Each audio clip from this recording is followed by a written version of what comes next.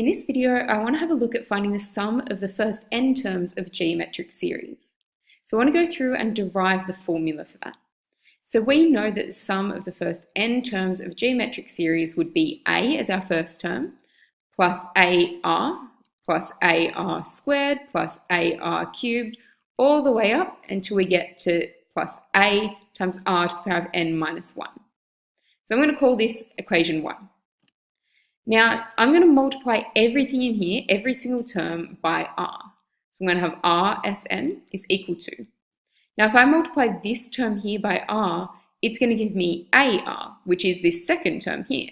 So multiplying every term in here by r is sort of going to shift everything up 1. So multiplying this by r is going to give me ar, and I'm just going to write it here so it lines up underneath. Multiplying this one by r would give me ar squared. This one would give me ar cubed, and it would go all the way on until I end up at a times r to the n.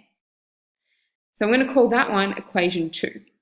Now to solve this, I'm going to go equation 2 minus equation 1. So on the left-hand side, I'm going to have rsn minus sn is equal to. Now when we do this whole line here minus this top line, everything almost is going to cancel out. Almost all of those terms will cancel. The term just in front of this one would be my ar to the n minus 1, so that would cancel with that. So all we're going to have left is this term minus this term. So we're going to have ar to the power of n minus a. Now if I simplify this down, I'm going to pull out sn as a common factor and I'd have r minus 1. And here I'm going to pull out a as a common factor and I'd have r to the power of n minus 1. And then to get that sum on its own, I'd have Sn equals a times r to the n minus 1 divided by r minus 1. So this is our first formula. So this formula is on your formula sheet, but there's actually two versions written there. You've got this one, which is the one we just derived, and you've also got this one here. The difference is they both mean exactly the same thing, and you can always use either of them to solve our problems. But this one comes out a little bit nicer if our r is greater than 1. And this one comes out a little bit nicer if our r is less than 1. So both of them will always work. It's just a matter of how neat you're working out is going to be. So our first example asks us to find the sum of the first 10 terms of the series, 3 plus 12 plus 48, and so on. So we know that our first term is 3. And we can see that our common ratio is 4 because 3 times 4 gives you 12 and 12 times 4 gives you 48. So then because our r is greater than 1, we're going to use the form a outside of r to the n minus 1 over r minus 1, and then we can sub things in. So the sum of the first 10 terms is going to be 3 outside of 4 to the power of 10 minus 1 over 4 minus 1, which is going to end up giving us 1,048,575. And that seems pretty big when you look at the first few terms and imagine adding 10 of them up.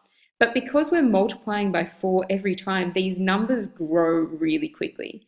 So if you're not confident or you're not feeling comfortable with that number, go through and figure out the first 10 terms and add them all together, and you can see that that is the correct sum of those first 10 terms. Our second example asks us to evaluate the sum of 2 to the power of n from n equals 3 to n equals 8. So if it makes things a little bit easier, you can write out the first few terms to see what this is going to look like. So we'd have 2 cubed plus 2 to the 4 plus 2 to the 5 all the way up to 2 to the power of 8. So that first term, 2 cubed, would be 8. Our common ratio that we're going to have is every time we're multiplying by 2 again to increase that power. So our common ratio is 2. And the number of terms we have, just be really careful with this one. Don't just do 8 minus 3 because the third term and the 8th term are both included. So we actually have 6 terms in that sum. So now that we know those numbers, we can substitute them into our formula. So we can write the sum of the first 6 terms is going to be 8 outside of 2 to the power of 6 minus 1 over 2 minus 1. And if we figure all of that out, we'll end up with 504. Okay, this last example is a little bit different. It says the sum of the first n terms of the series 1 plus 4 plus 16 all the way up is 21,845, and we want to figure out how many terms we're summing to get that answer. So we're going to put in what we know into our formula. We know that our first term is 1, and we can see that our common ratio is 4. So if we put that in, we're going to have our sum, which is this number, so our 21,845, so that's our Sn, is equal to 1, that's our A, outside of 4 to the power of n minus 1 over 4 minus 1. So 4 minus 1 is 3. So if we simplify this down, we'd have 21,845, 4 to the n minus 1 over 3. If I multiply both sides by 3, I'm going to have 65,535 is equal to 4 to the power of n minus 1. If I add 1 to both sides, I'll end up with 4 to the n equals 65,536.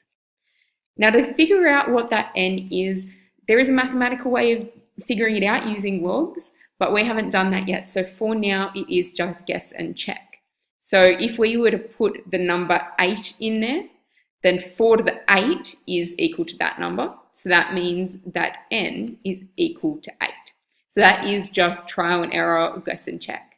So that means it's the sum of the first 8 terms of this sequence to get this as our sum. All right, so that's an introduction to sums of geometric series.